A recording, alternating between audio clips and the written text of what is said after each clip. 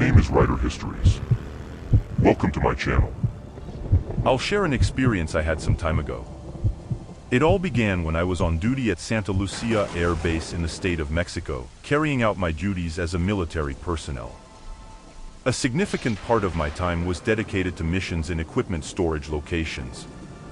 In these areas, the warehouses were fenced and the atmosphere felt like isolated terrain.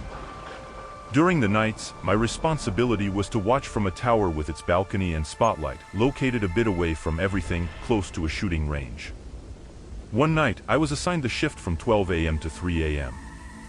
During the shift change, my colleague lit a light in the distance to signal his descent and the transition of the shift. I climbed the tower, played music on my phone, and stayed outside, vigilant.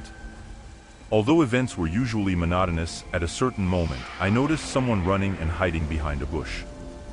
I could have thought it was my colleagues trying to play a prank to test my vigilance, but that wasn't the case. As the person ran to hide under a lamp near the bush, the light started flickering, flashing 3 times before stopping. Intrigued, I directed my spotlight to the bush, but there was no one in sight. Although I initially didn't pay much attention, about an hour later, about 100 meters away, I saw the silhouette of a person standing, observing the tower. Even when I illuminated with my lamp, I couldn't discern details. I decided to descend, keeping it in sight, but as I turned a corner, the figure disappeared. Returning to the tower, I noticed a strong odor, similar to burning or burnt garbage. Over 2 months, I got used to seeing this strange figure from a distance, day and night. However, I never followed it closely again. Some colleagues also reported similar experiences, while others, like me, started not to give it much importance. In that military field, various unexplained situations crossed my path.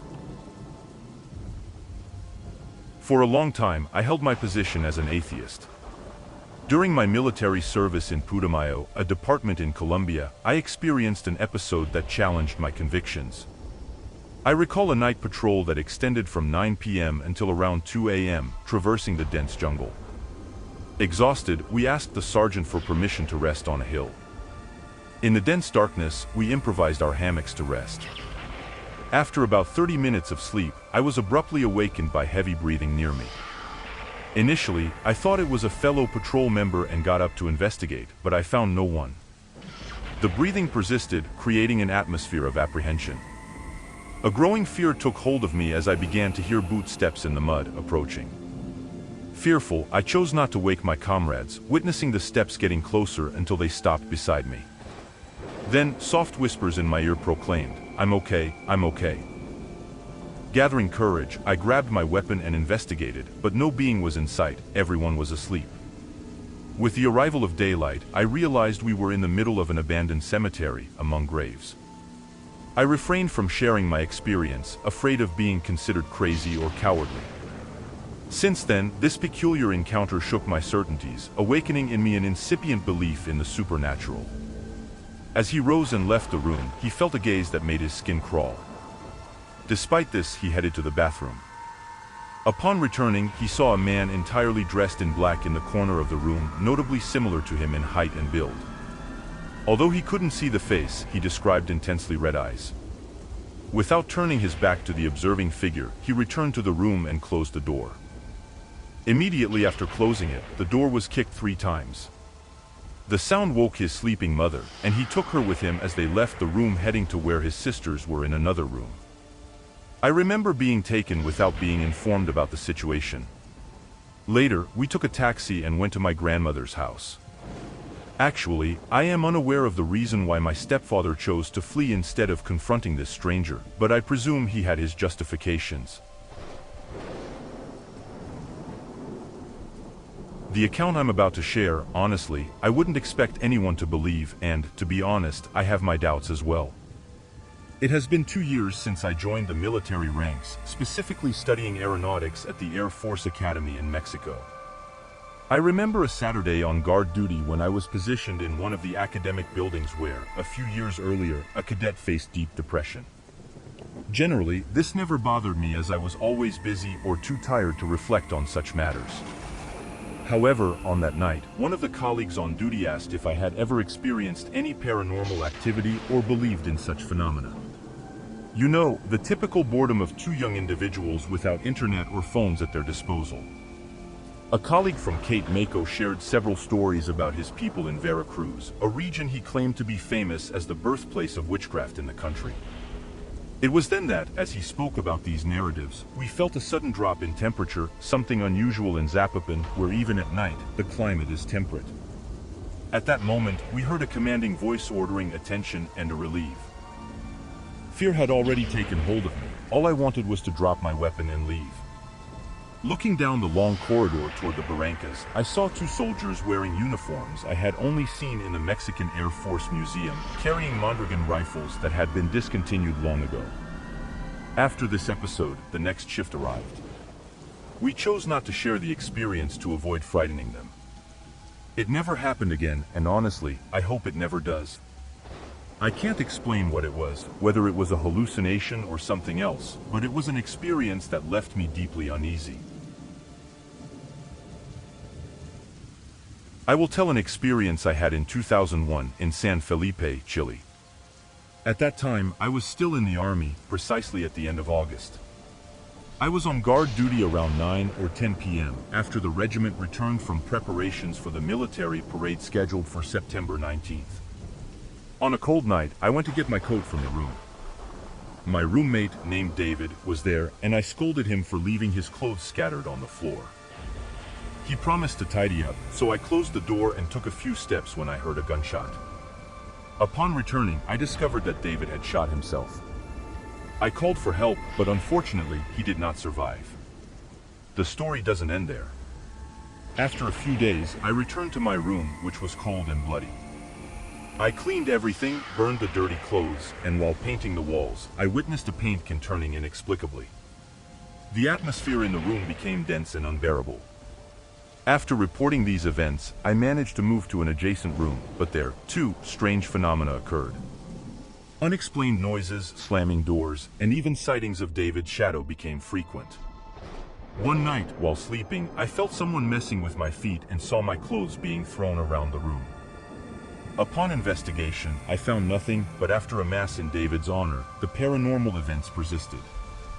The regiment eventually moved out, replaced by a supermarket, but rumors of sightings of David's shadow still circulate in the old pavilion. In another experience, my brother-in-law, a military man, shared stories of witches in Jalisco and frightening apparitions in the Chapultepec forest near military areas in Guadalajara.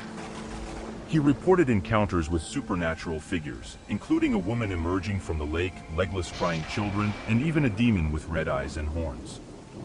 The forest, beautiful during the day, became eerie at night. Locations with intense spiritual activity were avoided even by beggars. I had never heard reports about this specific area. I was aware that other parts of Chapultepec, like the region near the now-closed Chapultepec Fair or the Papalote Museum, were known for stories of child and woman apparitions. Following the military man's account, he mentioned frequently using the highway, especially the one extending north of the Beltway, near Satellite. According to him, around 3 a.m., it was common to witness people jumping from one of the bridges in Plaza Mundo, falling onto cars. After 2 or 3 bridges, these mysterious figures disappeared. The military man claimed that many accidents occurred when these beings entered cars, resulting in several incidents in the area. He himself witnessed this phenomenon on 2 occasions. The first time, during an early morning drive from Cuatro Caminhos Metro to Cuautitlan Izcalli, he observed an entity launching from the bridge onto a moving car. The vehicle lost control and collided with the wall. The second time, on a weekend off with friends, this entity violently projected onto the car. They stopped for a few minutes, during which the military man claims to have seen a person in the back seat next to his friend. Despite being terrified, they moved on when the entity disappeared on the 3rd bridge. Since then, the military man confessed to being afraid to travel on the highway at night, always avoiding it. As some may know, in 1973, there was a military coup in Chile, resulting in the disappearance of many people. Survivors of that period, who were detained, reported witnessing terrible deaths and torture. Some of these atrocities occurred in barracks and others in residences that over time became memorials for obvious reasons. I won't provide many details about the location of the events I will relate, but they happened in a military regiment. One weekend, I was assigned to guard duty inside the regiment. There were 5 guard posts, with number 1 being fixed, meaning the soldiers assigned there didn't participate in rotations to other posts but continued their duties during shift changes. I started my guard duty during the day at post number 2, near the regiment's entrance, making it quite calm, except for the 2 hours I would be alone in that sector doing rounds. After that period, I had 2 hours of rest before taking over post number 3, which faced the rear of the regiment but was still illuminated as it was early. Time passed, and around 2 p.m., I took my first shift at post number 4, where there was a court and a closed gym due to a shortage of personnel over the weekend. As the day progressed, during the second round of rounds at post number 3, I was forced to enter. Late at night, I stayed there until it was my turn. However, when returning to post number 4, it was almost 3 a.m. The first hour went smoothly, enjoying the intense moonlight night to contemplate the stars in all their splendor due to the surrounding darkness. Suddenly, I heard desperate screams of men and women, including someone claiming not to know anything and another begging not to be attacked. The sounds echoed from inside the gym, which at that moment was evidently closed and shrouded in darkness, making it impossible to see anything inside. Moved by curiosity and concern, I approached one of the gym windows to try to understand what was happening. At that moment, a shadow ran out, from my perspective, through the gym door. On impulse, I shouted loudly, "Who's there?"